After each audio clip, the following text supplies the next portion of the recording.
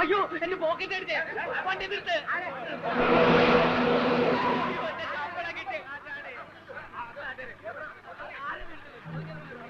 ഈശ്വര, അപ്പൊ എന്റെ കയ്യിൽ ബിസ്ക്കറ്റ്.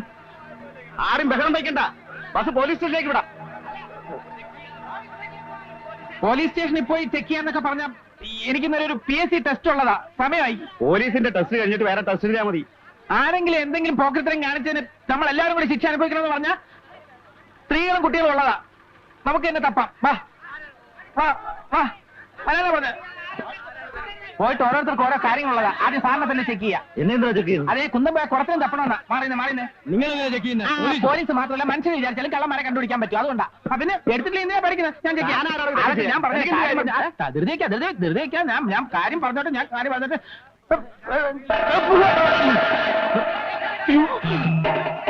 ഞാൻ കള്ളനല്ല, ഞാൻ പോക്കറ്റ് അടിക്കാരനല്ല, സത്യമായിട്ടും എനിക്ക് ടെസ്റ്റ് ഉള്ളതാ. എന്നെക്കൊണ്ട് പിരിഞ്ഞു പോണേ പ്ലീസ്, ഞാൻ പറയുന്നത് മനസ്സിലാക്കേ. അയ്യോ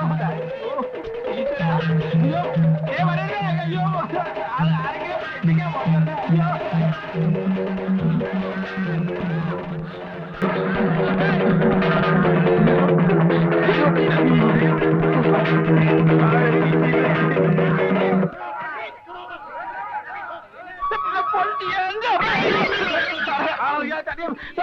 കാര്യം പറഞ്ഞിട്ട്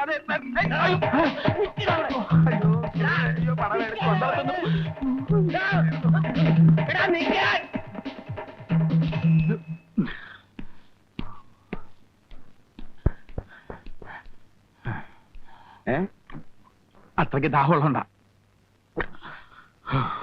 ഒരു ചായ, 2 ഗ്ലാസ് വെള്ളം എനിക്ക് എത്തുമ്പോ തിരിച്ചു തരാമേ. മോനെ, എത്ര നാളാണോ നിന്നെ തെരഞ്ഞെടുക്കുന്നത്? കാശ് ഞാൻ പിന്നെ തരാം. പിന്നെ എന്റെ അഭിമാനത്തിൽ പിന്നെ തരാം.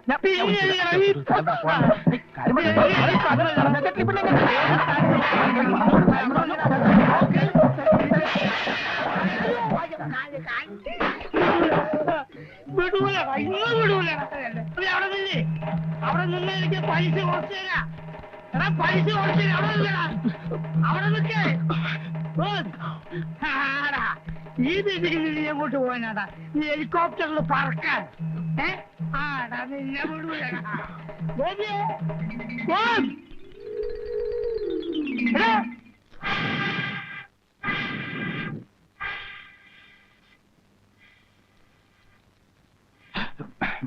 നമസ്കാരം വസൂട്ട. ഗോപിയെ ഇതുവഴി കണ്ടിട്ട് കുറെ ആയല്ലോ. നേരം കിട്ടണ്ടേ, കട പൂട്ടി വീട്ടിൽ എത്തുമ്പോ തന്നെ 9 മണി കഴിയും. എന്തായി പെങ്ങന്മാരുടെ കല്യാണമൊക്കെ ശരിയായോ? 2-3 അന്വേഷണങ്ങളൊക്കെ വന്നിരുന്നു, ജാതകം ചേരാത്തോണ്ട് ഒന്നും നടന്നില്ല. ശരിയാ, കല്യാണം എന്നൊക്കെ പറഞ്ഞ ഒരു വിധിയല്ലേ? സത്യമാണോ വാസുട്ടേ പറയുന്നത്? അല്ല, ഗോപി വെറുതെ വന്നതാ? ഉവ്വ്, ഔസേപ്പച്ച മുതലാളിയുടെ വീട് വരെ വന്നപ്പോ ഇവിടെ ഒന്ന് കയറിയിട്ട് പോവാന്ന് കരുതി.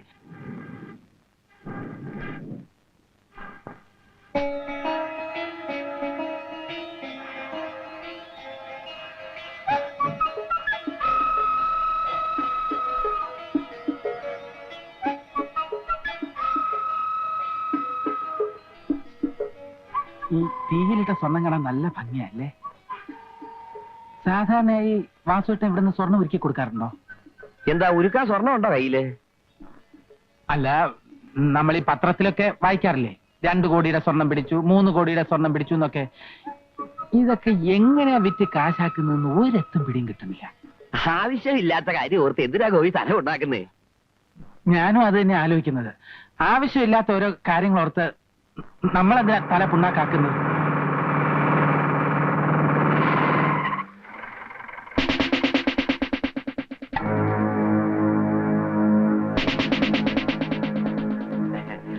സാർ, ഞാൻ വൈകിട്ട് വീട്ടിലെത്തിച്ചോളാം. എത്ര ദിവസമായി അറിഞ്ഞാലുണ്ടാക്കാൻ തന്നിട്ട്? നാളെ മോളുടെ പേര് വിളിന്ന് കഴിഞ്ഞ ആഴ്ച എന്നോട് പറഞ്ഞല്ലേ? നാളെ അല്ലേ സാർ? ഇനിയും സമയം എത്ര കിടക്കുന്നു? ഇന്ന് വൈകുന്നേരം ഞാൻ സാറിന്റെ വീട്ടിലെത്തിച്ചോളാം, പോരെ? എന്റെ ഉറപ്പല്ലേ? ആ, വണ്ടിയുടെ. ആ, പിന്നെ കള്ളക്കടത്തുകാർ എറിഞ്ഞു കളഞ്ഞ സ്വർണം ഈ ടൗണിൽ തന്നെ ആരുടെ കയ്യിൽ എത്തിയിട്ടുണ്ടെന്ന റിപ്പോർട്ട്. സ്വർണം വിൽക്കാൻ വരുന്ന ആരെങ്കിലും സംശയം തോന്നുകയാണെങ്കിൽ സ്റ്റേഷനിൽ വിളിച്ചു പറയണം. ഓ.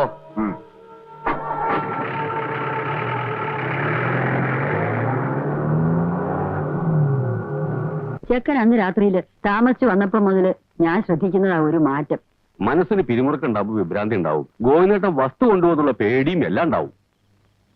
100-200 പവൻ കൊടുത്ത് ഇന്ദുവിനെ കെട്ടിച്ചയക്കുമെന്ന് പറഞ്ഞതായി എനിക്ക് മനസ്സിലാവാത്തെ. സ്വബോധം ഇല്ലാണ്ടായ പിന്നെ പറയുന്നതിന് വല്ല അർത്ഥം. മോഹൻ ഇവിടെ വന്നിരുന്നു. നീ കടയിൽ പോയിട്ട് കുറെ ദിവസമായെന്ന് പറഞ്ഞല്ലോ അവൻ. ഞാൻ ആ ജോലി വേണ്ടെന്ന് വെച്ചു. എന്താ കാരണം? കാരണമൊന്നുമില്ല, എനിക്ക് തോന്നി. ദിവസവും കിടന്ന് മരിച്ചു പണിതാൽ എന്താ കിട്ടുമെന്ന് എനിക്കല്ലേ അറിയൂ. എന്റെ കുട്ടി, ഇന്നത്തെ കാലത്ത് ചെറുതാണെങ്കിലും ഒരു പണി കിട്ടാന്ന് വെച്ചാ. അമ്മാമ പേടിക്കണ്ട, സ്വന്തമായിട്ടൊരു കട ടൗണിൽ തുടങ്ങിയാലെന്ന് ആലോചിക്കാൻ ഞാൻ. അതിനൊക്കെ പൈസ എത്ര ഉണ്ടായാലാ? അതൊക്കെ ഉണ്ടാവും. എവിടുന്ന്? ഈ ഉമ്മർത്ത് ഇങ്ങനെ ഇരുന്ന് 4 നേരം സുഖഭക്ഷണവും കഴിച്ച് ജീവിതം തള്ളി നീക്കിയാല് അതൊന്നും മനസ്സിലാവില്ല. അതിന് ബുദ്ധി വേണം, ബുദ്ധി. ഉള്ള സ്ഥലം വിറ്റ് നിന്ന് ജീവിക്കാൻ ആർക്കും പറ്റും. ഗോപി, ആരും എന്നെ കൊണ്ടൊന്നും പറയിക്കണ്ട. നീ കേട്ടില്ലേ ജാനകി? നാരായണനാര് മരിച്ചപ്പോ വാവിട്ട് കരയുന്ന 4 കുഞ്ഞുങ്ങളുടെ ഉത്തരവാദിത്വം ഏറ്റെടുത്തവനാ ഞാൻ. എന്നെ പോലും മറന്ന് ഞാൻ അവർക്ക് വേണ്ടി ജീവിച്ചു.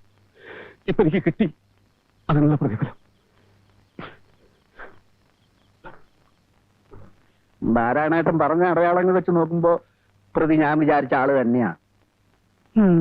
അവന്റെ നടപ്പിലും ഭാവത്തിലും ഒക്കെ എന്തോ ഒരു പെശക എനിക്കും തോന്നിയതാ. കഴിഞ്ഞ ആഴ്ച ഓടി വന്ന് 50 രൂപ ബലമായിട്ട് എന്റെ കയ്യിലോട്ട് തിരികെ വെച്ച് വന്ന്. നാരായണോ, ഗോപിയെ പറ്റി നീ പറഞ്ഞൊക്കെ നേരാണോ?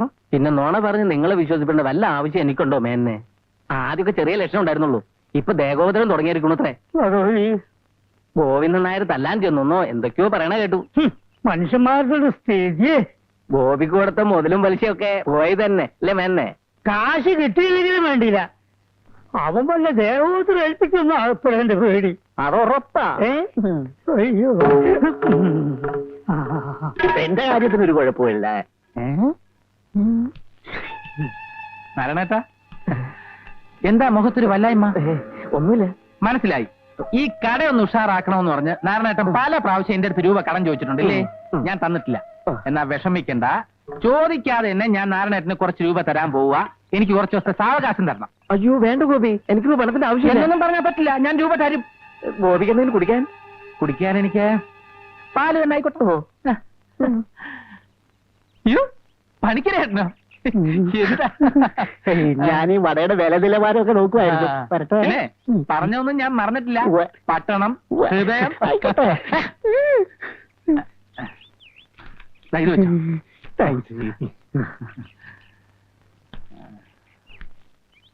വേഗം വേണം. മേനോൻ ചേട്ടനോ? ഈ കണ്ണാടിപ്പെട്ടിക്കകത്ത് എന്തോ എടുക്കുക? ഞാൻ ചേട്ടനെ കാണാൻ കാത്തിരിക്കായിരുന്നു. നമ്മുടെ പൈസയുടെ കാര്യമില്ലേ? പൈസ വേണ്ട. വരാം. ഗോപി, പാല്. ചേട്ടാ, വല്ല വഴിയിരിക്കാം. അതല്ലേ?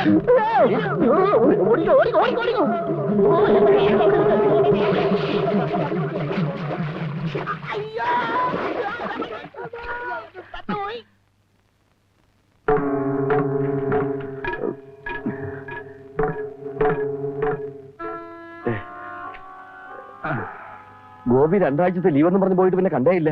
കുറച്ച് തിരക്കിലായിപ്പോയി അവസരപ്പച്ച. പിന്നെ ഈ ജോലി അങ്ങ് വിടാനുള്ള തീരുമാനത്തിലാ ഞാൻ. വേറെ വല്ലതും മനസ്സിൽ കണ്ടിട്ടുണ്ടോ ആവോ? വേറെ വല്ലതും കണ്ടുവയ്ക്കാതെ ജോലി വിടാൻ എനിക്ക് എന്താ ഭ്രാന്തുണ്ടോ? ഞാൻ വെറുതെ ചോദിച്ചതാ. ചായയോ കാപ്പിയോ? ഒന്നും വേണ്ട. ഞാനേ ആ അബൂബക്കറിന്റെ ഹോട്ടലിന് വില പറയാൻ വേണ്ടി ഇവിടം വരെ വന്നതാ. മിക്കവാറും കച്ചവടം ഉറപ്പിക്കും. ഒരു തെറ്റുമില്ല.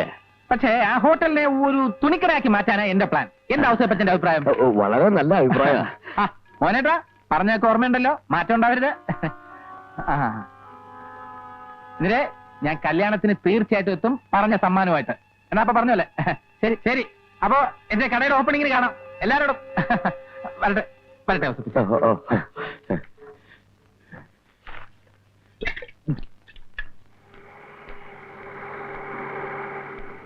ഗോപി, ഗോപി, അവിടെ നിന്നേ. ഗോപി എന്ന് കാണാൻ ഞാൻ എത്ര തവണ കടയിൽ ചെന്നറിയോ? എനിക്ക് അല്പം തിരക്കുണ്ട്, നമുക്ക് സൗകര്യം പോലെ പിന്നെ കാണാം. അവിടെ നിൽക്ക് ഗോപി. ഹെഡ് ഓഫീസിൽ നിന്ന് വെരിഫിക്കേഷൻ കഴിഞ്ഞാൽ പേപ്പേഴ്സ് എല്ലാം എത്തിയിട്ടുണ്ട്. ഗോപി വന്നാ പൈസ വാങ്ങിയാ മതി. ലോണിന്റെ കാര്യം സാറി പറയണേ? അതെ, അത് ശരിയായി വന്നപ്പോ ഞാൻ എന്തുമാത്രം സന്തോഷിച്ചെന്നറിയാമോ? പിന്നെ എനിക്ക് ചെറിയ ഹെൽപ്പ് വേണം. ഞാൻ KFC ചിട്ടി പിടിച്ചതിന്റെ ജപ്തി നോട്ടീസ് വന്നു. ഒരു അഡ്ജസ്റ്റ്മെന്റ്, കുറച്ച് എമൗണ്ട് കടമായിട്ട് തന്നാ മതി. ഞാൻ തിരിച്ചു തന്നോളാം. കൊല്ലങ്കോട്ടെ രാജപ്പന് മീൻ വളർത്തുന്ന 2 ലക്ഷം രൂപ ശരിയാവുന്നുണ്ട്. 25 കമ്മീഷൻ. ഗോപിയുടെ അവസ്ഥ എനിക്കറിയാവല്ലോ. സാറേ, ഒരു 10-25 ലക്ഷം രൂപ ഫിക്സഡ് ഡെപ്പോസിറ്റ് ആയി ഞാൻ സാറിന്റെ ബാങ്കിൽ ഇട്ടാൽ സാറിന് പ്രൊമോഷനോ അങ്ങനെ എന്തെങ്കിലും കിട്ടാൻ സാധ്യതയുണ്ടോ? ഗോപി കളിയാക്കുക. കളിയാക്ക്. ഒരാഴ്ചക്കുള്ളിൽ ഞാൻ സാറിനെ വന്ന് കാണുന്നുണ്ട്. 25 ആണോ 50 ആണോ ഇടേണ്ടതെന്ന് അപ്പൊ തീരുമാനിക്കാം. ഇപ്പൊ ഇത്തിരി ധൃതിയുണ്ട്. പിന്നെ ലോൺ അങ്ങ് ക്യാൻസൽ ആക്കിയത്, അല്ലെങ്കിൽ ഏതെങ്കിലും പാവങ്ങൾ കൊടുത്തേക്ക് പോട്ടെ. അപ്പൊ ഔസേപ്പച്ചൻ പറഞ്ഞത് നേരാ. ഇത് വട്ട് തന്നെ, മുഴുവട്ട്.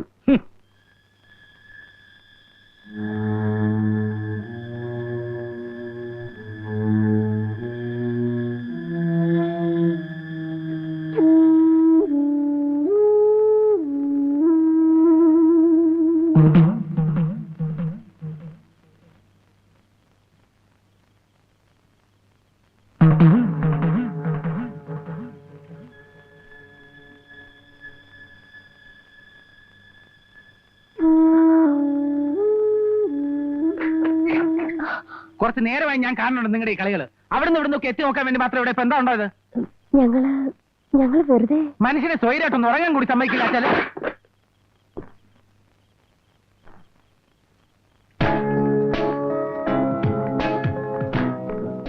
ഷോപ്പിൽ നല്ല തിരക്കുണ്ടോ?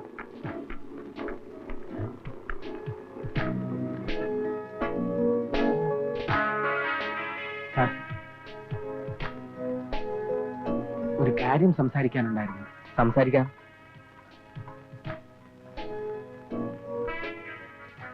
ബിസ്ക്കറ്റിന്റെ കാര്യത്തെ കുറിച്ച് ചോദിക്കാനാ. എത്ര ഉണ്ട്?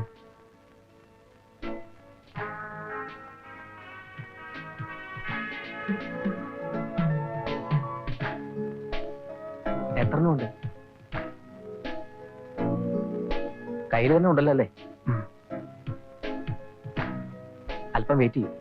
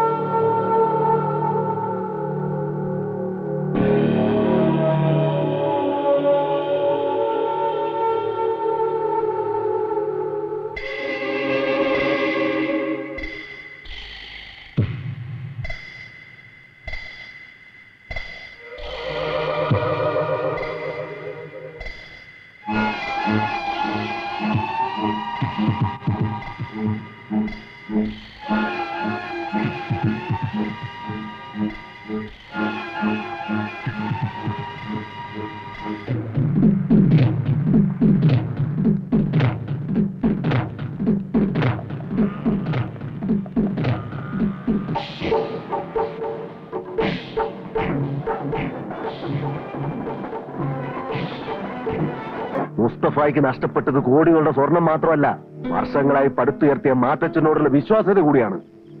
തീ കൊണ്ടുള്ള കളിയല്ലേ കയ്യാറെ. കിട്ടിയ സാധനം കൈപ്പറ്റിയില്ല എന്ന് പറഞ്ഞിട്ടില്ല, ഇനിയോട്ട് പറയില്ല. പക്ഷേ അവർക്ക് മറിച്ചും ചിന്തിക്കാമല്ലോ. കൈപ്പറ്റി കഴിഞ്ഞിട്ടും കിട്ടിയില്ലെന്ന് കൈമലർത്തിയ മിടുക്കന്മാരുടെ പറ്റിക്കൊക്കെ മുസ്തഫയ്ക്കും അറിയാം. പക്ഷേ പിന്നീട് അവർക്ക് കളവ് പറയാനൊരു അവസരം മുസ്തഫ ഉണ്ടാക്കി കൊടുത്തിട്ടില്ല. കാഞ്ഞങ്ങാട്ട് അക്ബറിന്റെ കൊലപാതകം അങ്ങനെയായിരുന്നു. ബോംബെയിൽ ഞാൻ ഇങ്ങോട്ട് വന്നത് എന്നെ ഗുണദോഷിക്കാനാണോ? മാത്തേച്ചൻ ഇങ്ങനെ ചൂടാവാൻ വേണ്ടി പറഞ്ഞല്ല, കാര്യത്തിന്റെ ഗൗരവമൊക്കെ എനിക്കും അറിയാവണോ. താ മുസ്തഫയോട് പറ ഉടനെ വന്ന് കാണുന്നുണ്ടെന്ന്. എന്തായി കുഞ്ഞെ? ഇൻഫർമേഷൻ ശരിയാണ് സർ. ടൗണിൽ ഒരു ചെറുപ്പക്കാരൻ സ്വർണം നിൽക്കാൻ വേണ്ടിയുള്ള ശ്രമത്തിലാണ്. കുഞ്ഞയാളെ കണ്ടോ? സർ, സ്വർണ്ണക്കടയിൽ നിന്ന് ഇറങ്ങി ഓടിയപ്പോഴാണ് ഞാൻ അയാളെ ഫോളോ ചെയ്തത്. പക്ഷേ ഒരു പള്ളിപ്പെരുന്നാളിന്റെ പ്രദക്ഷിണത്തോട് ചേർന്ന് അയാൾ മുങ്ങി. അതുകൊണ്ട് അന്വേഷണം നിർത്തി സാറിങ്ങി പോകുന്നു അല്ലേ? 24 മണിക്കൂർ സമയം ഞാൻ കുഞ്ഞിന് തരുന്നു. അതിനുള്ളിൽ അവനിവിടെ എത്തിയിരിക്കണം. മറക്കണ്ട. ഗോപിയേട്ടൻ ജോലിക്ക് പോയിട്ട് ദിവസം എത്രയെന്നറിയോ?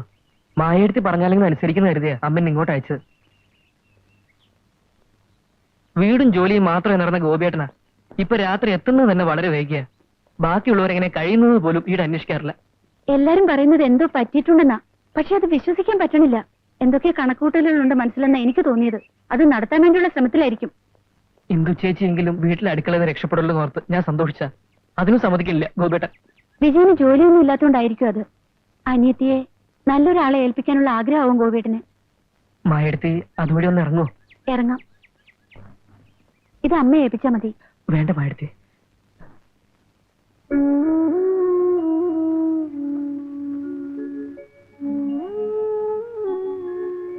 ഹരി, വീട്ടില് അച്ഛൻ കല്യാണം നടത്താനുള്ള വാശിയില്ല. നാളെ ആരൊക്കെ വരുന്നുണ്ടത്ര എന്നെ കാണാൻ. ഗോപിയേട്ടനോടൊന്ന് പറയൂ.